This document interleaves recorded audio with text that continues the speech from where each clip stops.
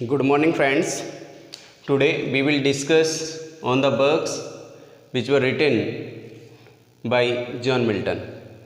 आज हम उन वर्क्स पर डिस्कस करेंगे जो जॉन मिल्टन के द्वारा लिखे गए थे. ठीक है ना. I request all the viewers to subscribe this channel so that you can receive notification of upcoming videos. On his blindness John Milton के द्वारा लिखी गई पोएम थी. इस पर हम बाद में डिस्कस करेंगे टेक्स्ट पर, लेकिन उससे पहले हम उन वर्क्स पर डिस्कस करते हैं जो जॉन मिल्टन के द्वारा लिखी गई थी. तो फर्स्ट वर्क जो आया जॉन मिल्टन का 1629 में आया, 1629 में. और 1629 में आया कौन सा? ऑन द मॉर्निंग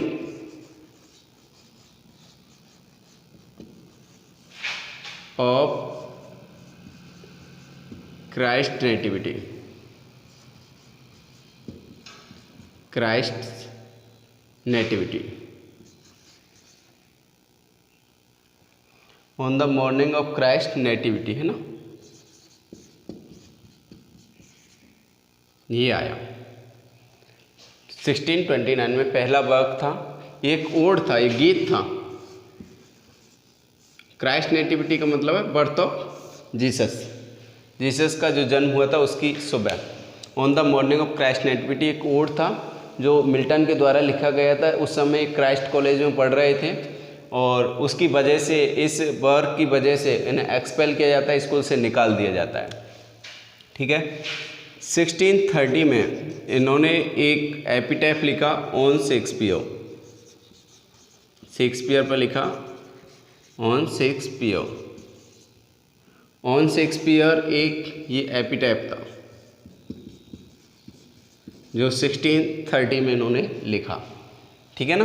तो दो वर्क हुए 1629 में on the morning of Christ nativity और 1630 में ऑन शेक्सपियर एक एपिटैफ था. ठीक है.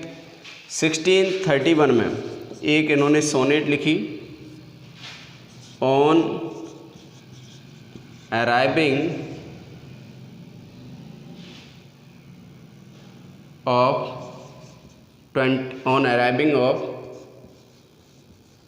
23 years.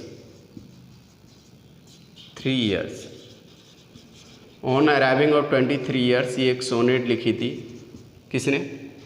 जब 23 years के हो गए थे, सोच रहे थे कि मेरे तो 23 साल ऐसे ही निकल गए, मैंने कुछ किया नहीं, तो है ना, इस तरीके से. ऑन अराइविंग ऑफ 23 years ये लिखी थी 1631 में. इसके बाद 1632 में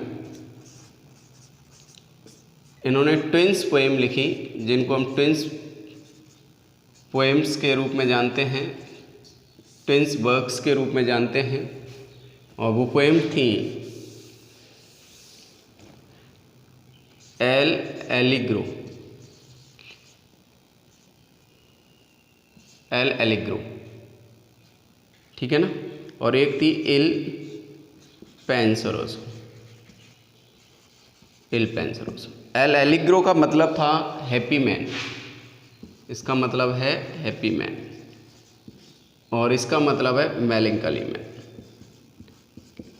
एग्जाम में क्वेश्चन पूछा जाता है इल पेंसरोसो का मीन क्या है, एल एलिग्रो का मीन्स क्या है. ये दोनों क्वेश्चन किए जाते हैं, एल एलिग्रो और इल पेंसरोसो. एल एलिग्रो का मतलब है हैप्पी मैन और इल पेंसरोसो का मतलब है मेलंकली मैन. ठीक है ना. तो ये 1632 में ट्विंस पोएम्स के रूप में जाना जाता है, एल एलिग्रो और सेकंड पेंसरोसो.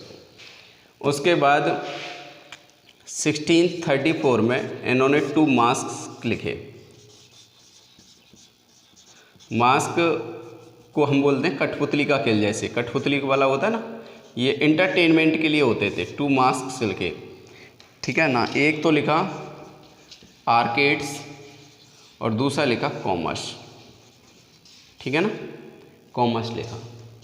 कॉमर्स किस लिए लिखा? कॉमर्स लिखने का पर्पस था इन प्रेज ऑफ अर्ल, जो बिकमिंग लॉर्ड ऑफ वेल्स, जो बाद में वेल्स का क्या बनेगा, जो बाद में वेल्स का क्या बनेगा, राजा बनेगा, उसकी उस अर्ल की प्रेज में becoming upcoming lord of Wales. तो ये टू मास से लिखे 1632 में, एक आर्केड्स और दूसरा कौन सा लिखा, कॉमर्स। ठीक है, इसके बाद 1637 में एलेजी लिखी इन्होंने, एलेजी जिसे पेस्टोलॉजी थी, जो थी लाइसिडस। ये जो डेडिकेटेड टू हिज फ्रेंड, इसका एक फ्रेंड था जिसका नाम था एडवर्ड किंग, जो क्राइस्ट कॉलेज में इसका एक साथी था एडवर्ड किंग, उसको लिखी थी लाइसिडस। और लाइसिडस जो एलेजी इन्होंने पेस्टोलॉजी लिखी dedicated to his friend Edward King, जिसकी एक समुद्र में सी में डूबने, जब शिप जो था वो समुद्र में डूब गया था, तो डूबने से इसकी क्या हो गई थी, डेथ हो गई थी। तो उसके लिए इन्होंने उसकी मेमोरी में एक एलेजी लिखी लाइसिडस। उसके बाद 1644 में कौन सा ईयर, 1643 में इन्होंने एक वर्क लिखा, doctrine and discipline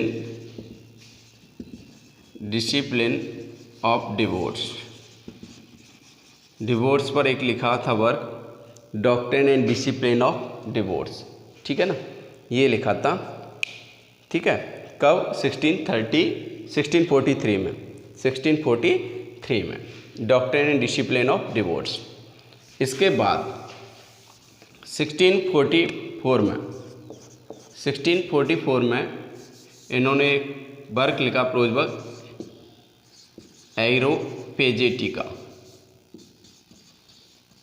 एरोपेजेटिका।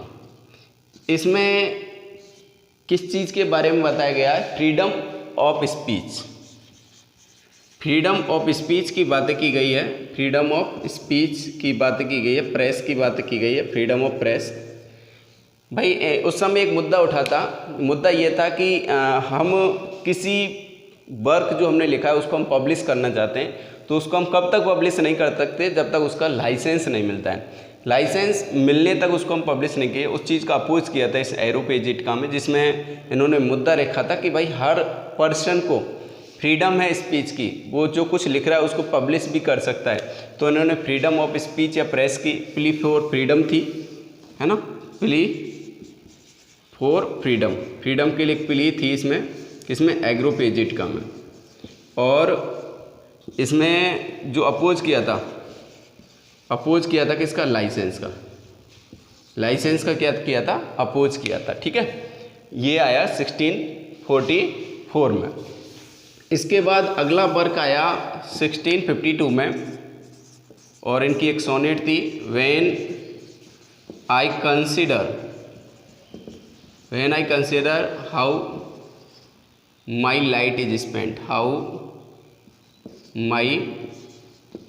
Light is spent, ये एक सोनेट थी, क्या थी, सोनेट थी, जिसी को हम दूसरा नाम दे सकते हैं ऑन हिज ब्लाइंडनेस। जिस जो पोएम हमारी हेडिंग डली हुई है, इसी को हम डिस्कस करेंगे आगे, लेकिन उससे पहले हम ऑन हिज ब्लाइंडनेस, उससे पहले हम अबाउट द पोएट पढ़ रहे हैं। पोएट की पर्सनल हिस्ट्री पढ़ी और उसने पोएट ने कौन कौन से वर्क्स लिखे।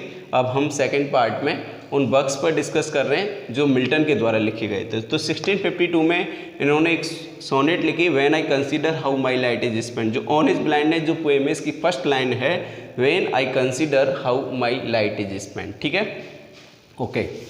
इसके बाद 1652 में, जैसा मैंने पर्सनल लाइफ में बताया जॉन मिल्टन की, 1652 में इनकी जो फर्स्ट वाइफ थी, क्या था, मैरी पॉवेल, उसकी डेथ हो गई थी।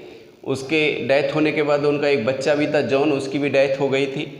उसके बाद थोड़ा सा ऐसा ही समय रहा, बहुत क्रिटिकल समय था जॉन मिल्टन के लिए। 1656 में फिर सेकंड मैरी की कैथरीन वुडकॉक से 1658 में उसकी भी डेथ हो गई थी। उसके बाद इस तरीके से मतलब इसमें गैप लगा, राइटिंग पार्ट में गैप लगा। तो उसके बाद 1667 में इन्होंने अपना एक एपिक लिखा, पैराडाइज लॉस्ट। पैराडाइज लॉस्ट, ठीक है ना। जो लिखा तो 1665 में लिखा था, लेकिन ये तो राइट किया था, लिखा था, और 1667 में वो क्या हुआ था, पब्लिश हुआ था, पब्लिश, ठीक है ना, पब्लिश हुई थी ये बुक पैराडाइज लॉस्ट। ये एपिक है, क्या है, एपिक, और इसको ब्लैंक वर्स में लिखा गया है। किसमें, ब्लैंक वर्स में लिखा गया है। इसमें ऑटोबायोग्राफिकल नोट भी रिफ्लेक्ट होता है, ऑटोबायोग्राफिकल नोट भी रिफ्लेक्ट होता है इसमें, किसमें, पैराडाइज लॉस्ट में, जॉन मिल्टन का। और पैराडाइज लॉस्ट का जो हीरो है उसका नाम है सैटर्न। क्या नाम है, सैटर्न, ठीक है। इसका 2 बार पब्लिश हुई है बुक, एक तो हुई 1667 में और एक हुई 1674 में। 1667 में जब पब्लिश हुई उस समय इसमें 10 बुक्स थी। कितनी बुक्स थी, 10 बुक्स। और 1674 में उस समय हुई, उस समय इसमें कितनी बुक्स थी, 12 बुक्स थी। तो 12 बुक्स, 2 बुक्स और बढ़ा दी गई। जब सेकंड एडिशन हुआ, फर्स्ट एडिशन जो कब आया, फर्स्ट एडिशन तो हुआ 1667 में, सेकंड एडिशन आया 1674 में। तो 1667 में उस समय बुक्स थी 10 और उसके बाद में 12 बुक्स थी, ठीक है। ऑटोबायोग्राफिकल नोट भी इस पैराडाइज लॉस्ट में ब्लैंक वर्ड्स में लिखी गई एपिक है, और जो हीरो है किसका, पैराडाइज लॉस्ट का, वो है सैटर्न, ठीक है। ये इसके बाद 1667 में ये पब्लिश हुई बुक। उसके बाद में आती है 1671 में।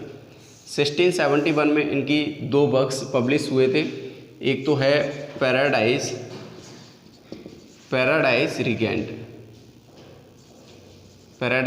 रिगेंट, ठीक है। और ये भी एक एपिक था, और इसमें भी कितनी बुक्स थी, 4 बुक्स थी। कितनी थी, 4 बुक्स। और एक दूसरी बुक आई सैमसन एगोनिस्ट। ये क्या था, एक क्लोजेट ड्रामा था। क्या था, क्लोजेट ड्रामा। और इसको, जो क्लोजेट ड्रामा होता है वो किस लिए होता है, जिसको रीडिंग के लिए, किसके अम्यूजमेंट के लिए, रीडिंग अम्यूजमेंट के लिए लिखा जाता है, वो हो जाता है क्लोजेट ड्रामा। इसको क्या करते हैं, प्ले करने के लिए नहीं लिखा गया है ड्रामा। केवल क्लोजेट ड्रामा वो ड्रामा होता है जिसको रीडिंग पर्पस से के लिए लिखा जाता है। क्लोजेट ड्रामा किसके लिए लिखा जाता है, इसमें ओनली एक ही एम होता है, रीडिंग पर्पस के अम्यूजमेंट के लिए, कि जो ड्रामा लिखा जाता है उसको क्लोजेट ड्रामा बोलते हैं। तो इसी के साथ बहुत बहुत धन्यवाद।